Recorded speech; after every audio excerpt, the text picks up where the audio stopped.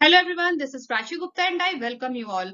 आज की वीडियो में हम समझेंगे कि सॉफ्टवेयर टेस्टिंग के कितने लेवल्स होते हैं, जिसमें हम डिस्कस करेंगे यूनिट टेस्टिंग क्या होता है, इंटीग्रेशन टेस्टिंग क्या होता है, इंटीग्रेशन टेस्टिंग के कौन कौन से अप्रोचेस होते हैं, स्टब क्या होता है, ड्राइवर क्या होता है, सिस्टम टेस्टिंग क्या होता है, यूजर एक्सेप्टेंस टेस्टिंग क्या होता है। इस सीरीज के पहले की वीडियोस अगर आपने नहीं देखे हैं तो उन्हें जरूर देखें और मुझे सपोर्ट करने के लिए चैनल को सब्सक्राइब करें और वीडियो को एंड तक देखें। आइए शुरू करते हैं आज का session. Levels of software testing.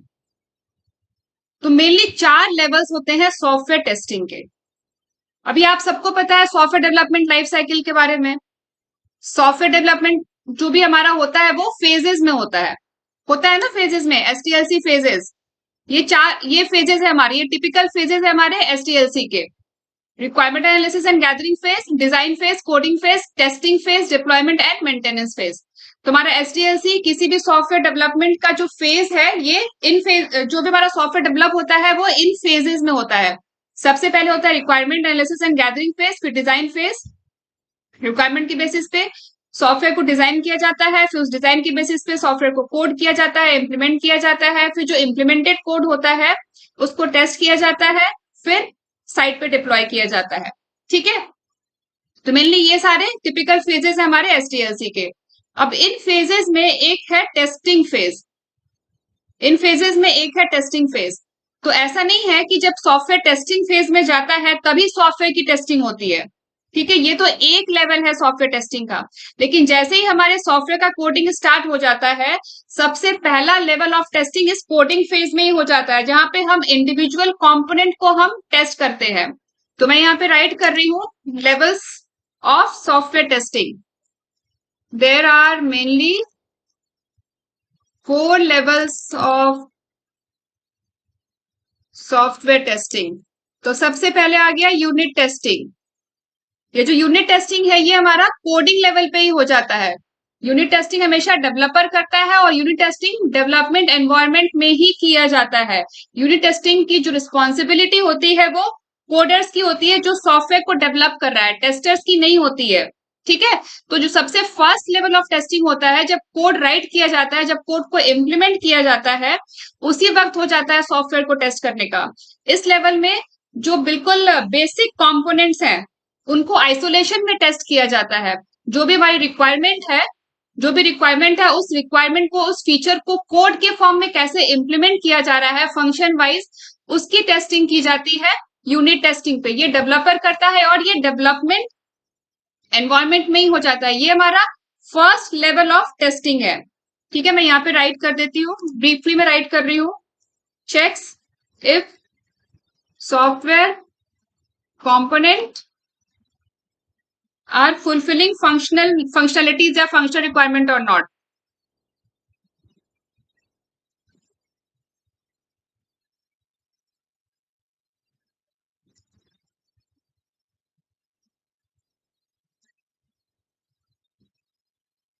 ठीक है, ये हमारा first basic level of testing है। ठीक है, इसमें आइसोलेशन में जितने भी कंपोनेंट्स हैं उनको इंडिविजुअल कंपोनेंट्स को टेस्ट किया जाता है।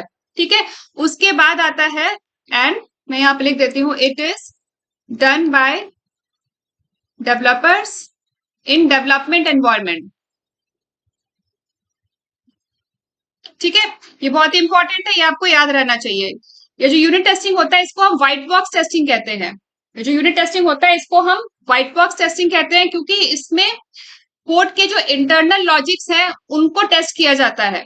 क्योंकि जो कोड के इंटरनल लॉजिक्स हैं, जो कोड राइट किया गया है उसको टेस्ट किया जाता है। ये डेवलपर टेस्ट करता है। यूनिट टेस्टिंग परफॉर्म करने के लिए कोड की अच्छी नॉलेज होना बहुत जरूरी है। इसीलिए जो कोड राइट करता है उसी को पता होता है कि उसका कोड कैसे काम कर रहा है, उसी को नॉलेज होता है कोड के बारे में। इसीलिए यूनिट टेस्टिंग हमेशा डेवलपर करता है डेवलपमेंट एनवायरमेंट में। ठीक है, इसी को हम व्हाइट बॉक्स टेस्टिंग भी कहते हैं, यूनिट टेस्टिंग को। ठीक है, यूनिट टेस्टिंग के बाद आ जाता है हमारा integration testing.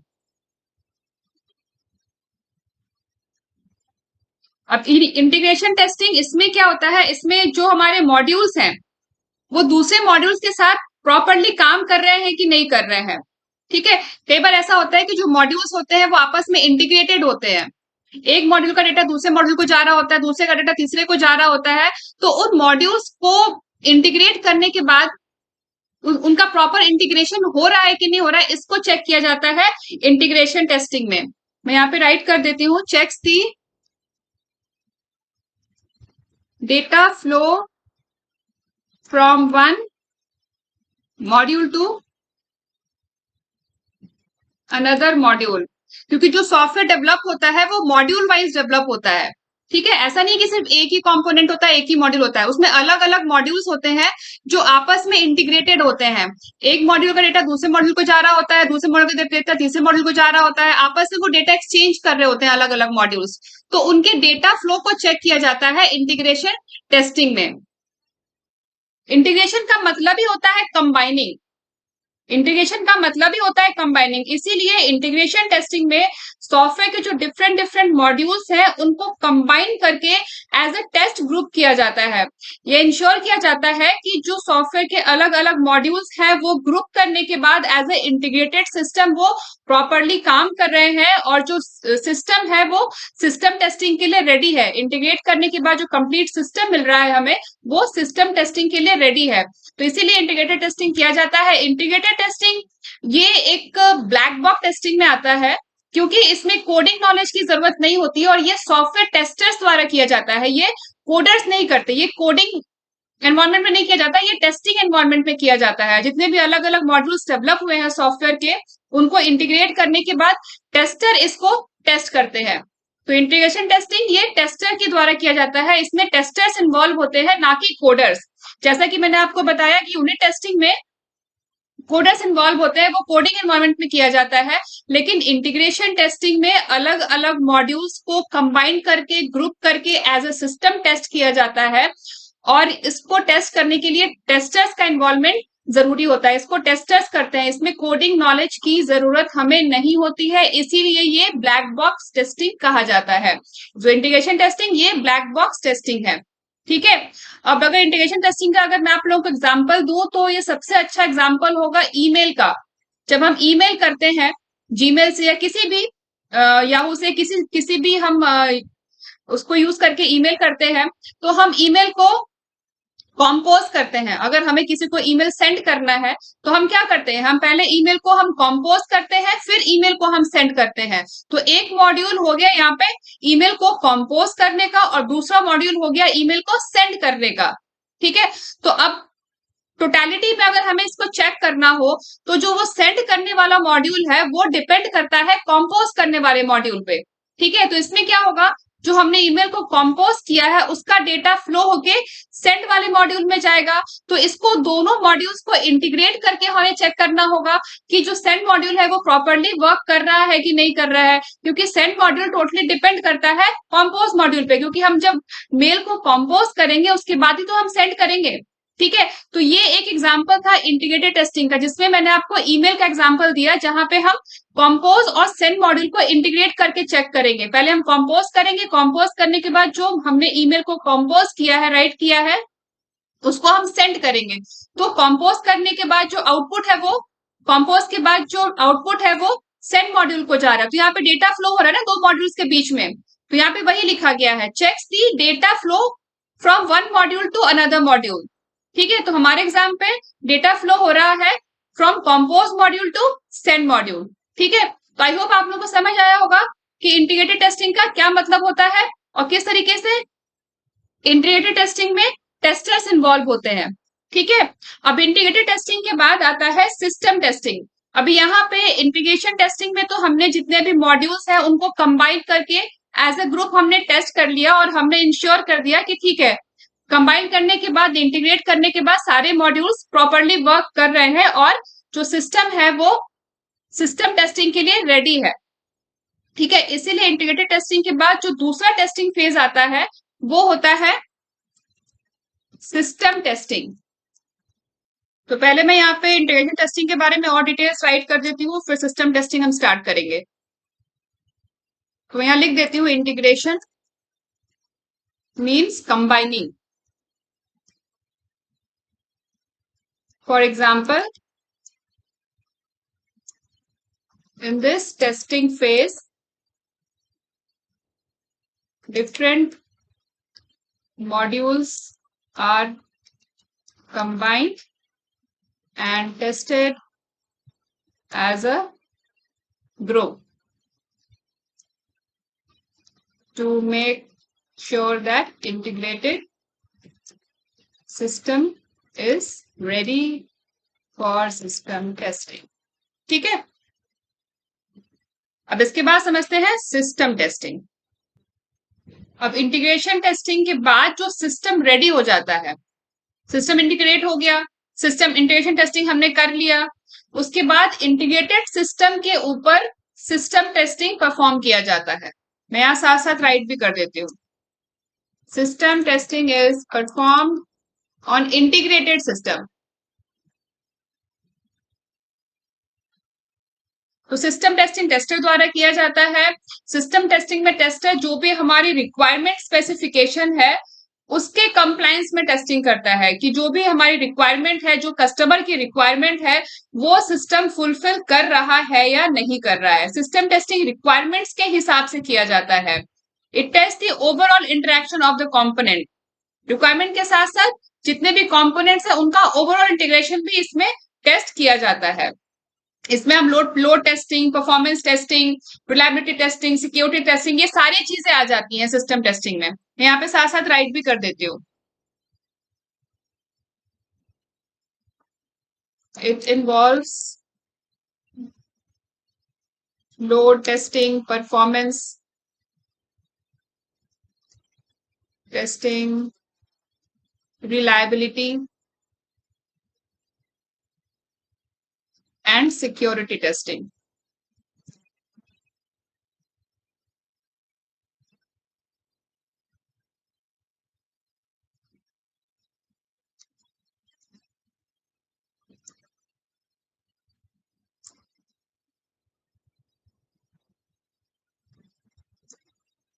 It allows checking systems compliance as per the requirement.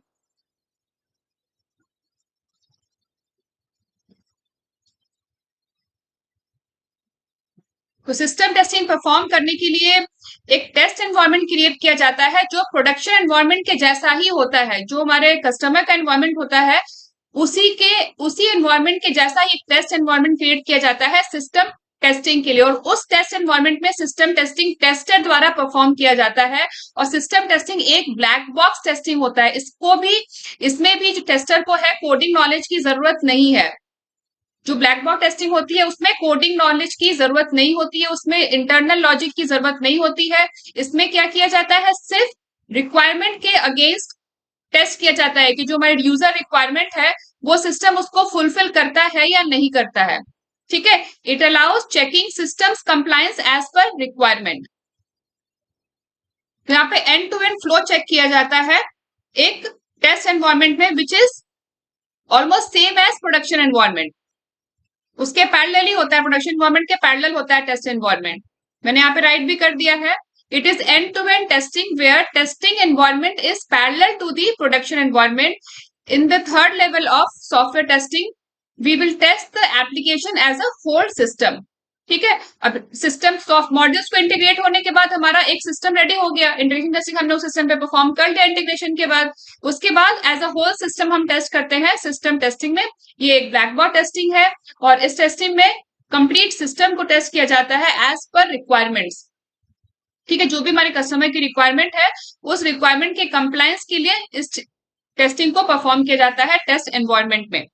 ठीक है, इसमें कोडिंग नॉलेज की जरूरत नहीं होती है, ये टेस्टर्स परफॉर्म करते हैं।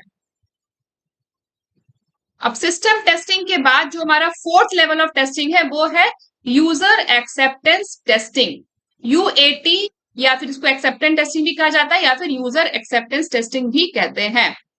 मैं राइट कर देती हूँ।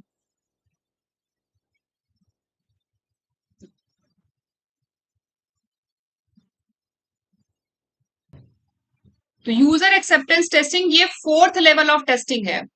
ये सारे लेवल्स जब कंप्लीट हो जाते हैं, unit testing, integration testing, system testing, तब जाके यूजर एक्सेप्टेंस टेस्टिंग स्टार्ट होता है। ये फोर्थ लेवल ऑफ टेस्टिंग है। जब सॉफ्टवेयर है जब इन सारे लेवल्स को पास कर लेता है, unit testing, integration testing, system testing, ये तीनों लेवल्स पास करने के बाद फोर्थ लेवल में पहुंचता है सॉफ्टवेयर, वो होता है user acceptance testing.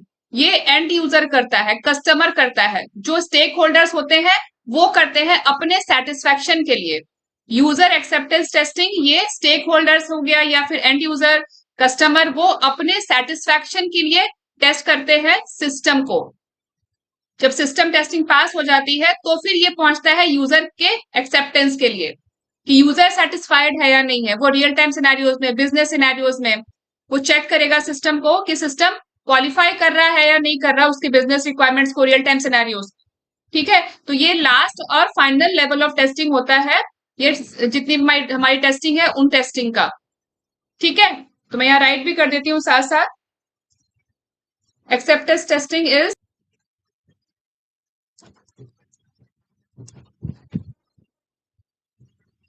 acceptance testing is conducted by the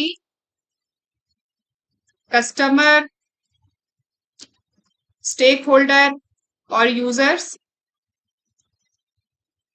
for their satisfaction.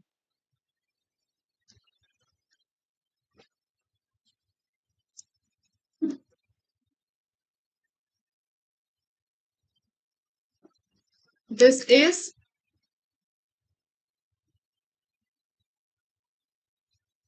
fourth level of testing.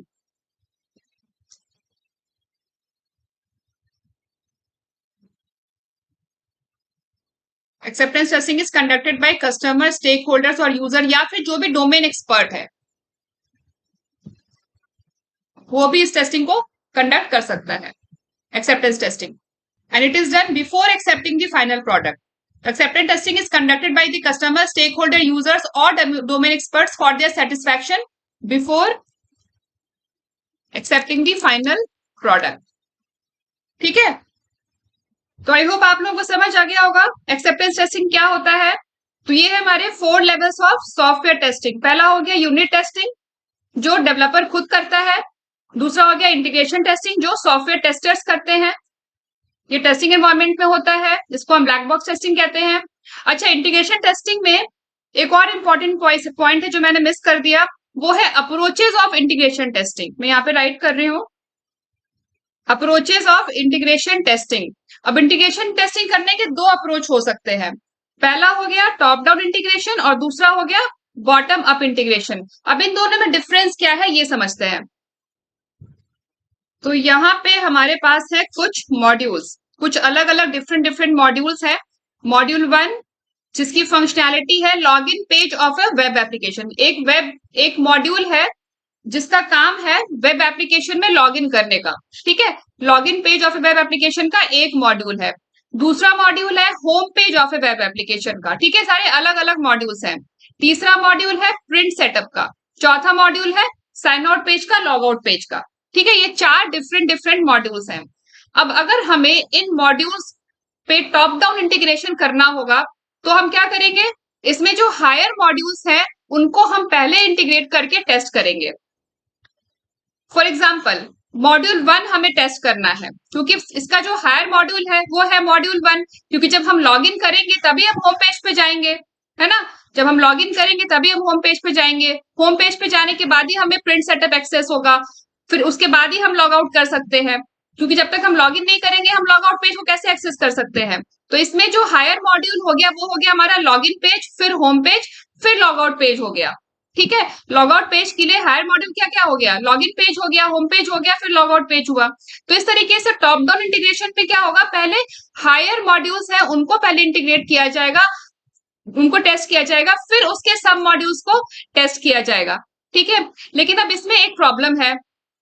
Problem क्या है कि लॉगिन पेज को हमें इंटीग्रेट करना है, टेस्ट करना है, लेकिन लॉगिन पेज का जो आउटपुट आएगा वो क्या आएगा, होम पेज आएगा। जब हम लॉगिन कर लेंगे तो लॉगिन करने के बाद हम कहाँ जाएंगे, हम होम पेज पे जाएंगे। और अगर यहाँ पे होम पेज हमारा डेवलप नहीं है, अगर हमारा ये होम पेज रेडी नहीं है, तो हम लॉगिन पेज को हम टेस्ट कैसे करेंगे।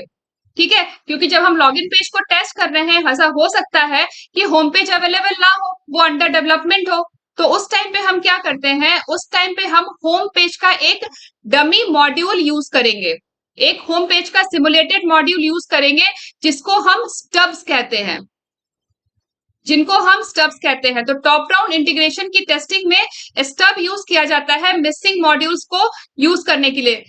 और ये स्टब्स डेवलप कौन करता है? तो जो टेस्ट इंजीनियर्स होते हैं या फिर जो डेवलपर्स होते हैं वो स्टब डेवलप करके देते हैं मॉड्यूल को टेस्ट करने के लिए। ठीक है, तो टॉप डाउन इंटीग्रेशन टेस्टिंग में पहले हायर मॉड्यूल्स को इंटीग्रेट किया जाता है, टेस्ट किया जाता है, और जो मिसिंग मॉड्यूल्स होते हैं उनकी जगह पे डमी मॉड्यूल्स यूज किया जाता है जिनको हम स्टब्स कहते हैं।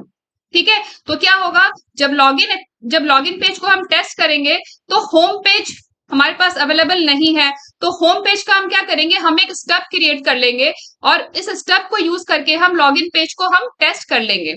ठीक है, और ये स्टब कौन डेवलप करता है? तो ये स्टब टेस्ट इंजीनियर डेवलप करता है या फिर जो डेवलपर होता है वही हमें स्टब करके देता है। ये एक सिमुलेटर जैसा होता है, डमी होता है मिसिंग मॉड्यूल का। ठीक है, तो टॉप डाउन अप्रोच में क्या होता है, पहले हायर लेवल मॉड्यूल्स को इंटीग्रेट किया जाता है, टेस्ट किया जाता है। तो मैं यहाँ पे राइट कर देती हूँ, in this approach stubs stubs are used as a dummy module for the missing module if sub module is under development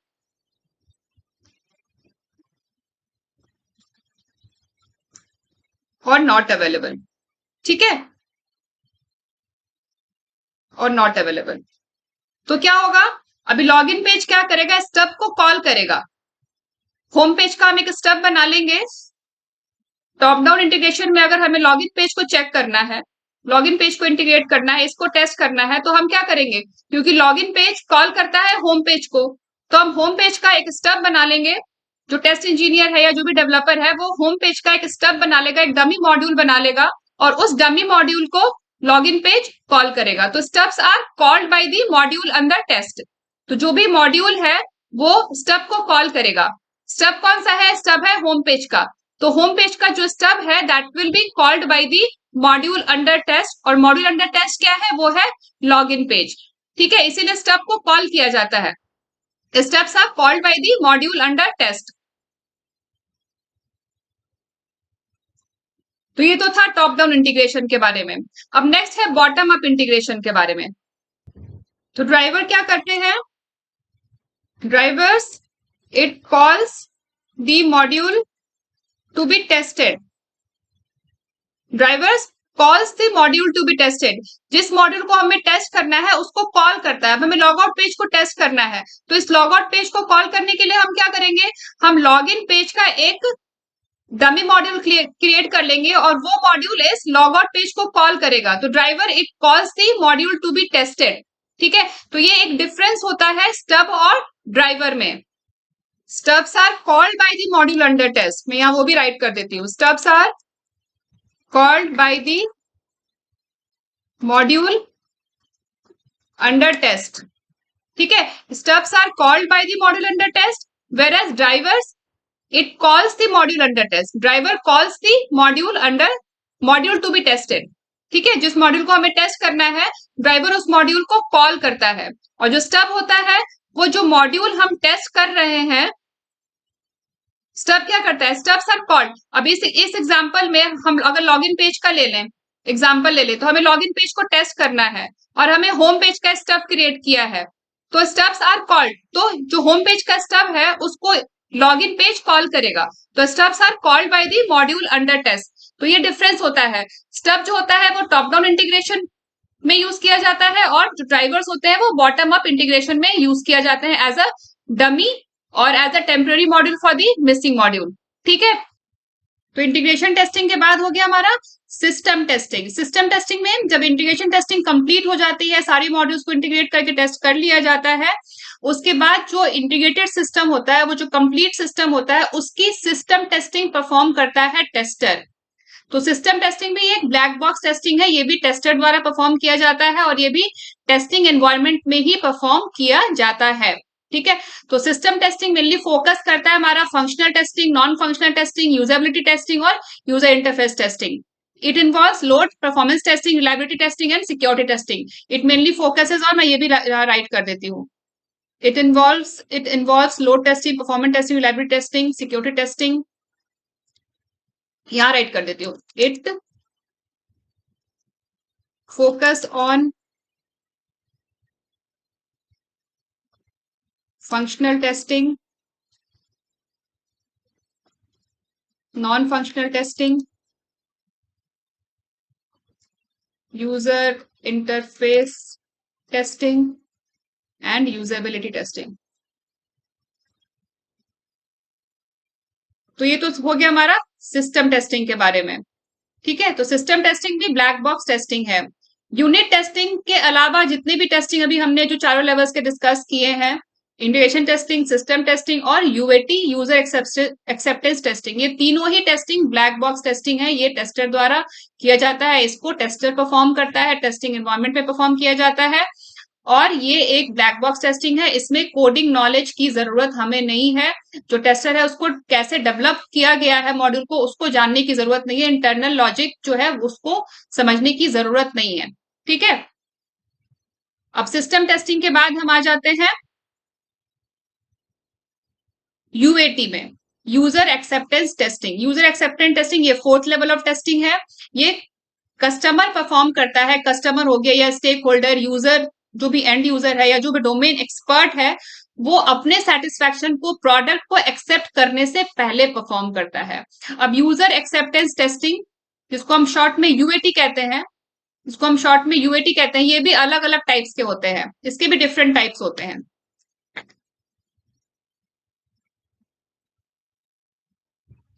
तो यूएटी ये लास्ट लेवल ऑफ टेस्टिंग होता है. पहले अल्फा टेस्टिंग होती है जो डेवलपमेंट एनवायरमेंट में कस्टमर करता है. फिर बीटा टेस्टिंग होता है, वो कस्टमर के एनवायरमेंट में होता है. उसमें कस्टमर क्या करता है, अपने कुछ एंड यूजर्स को, सिलेक्टेड एंड यूजर को प्रोडक्ट को रिलीज कर देता है.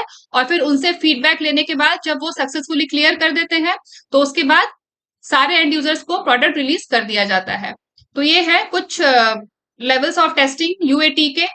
तो आज हम लोगों ने डिस्कस किया लेवल्स ऑफ सॉफ्टवेयर टेस्टिंग, जिसमें हमने डिस्कस किया कितने लेवल्स ऑफ सॉफ्टवेयर टेस्टिंग होते हैं. यूनिट टेस्टिंग हो गया, इंटीग्रेशन टेस्टिंग हो गया. इंटीग्रेशन टेस्टिंग के दोनों approaches, top down and bottom up approach, जिसमें हमने समझा स्टब क्या होता है, ड्राइवर क्या होता है.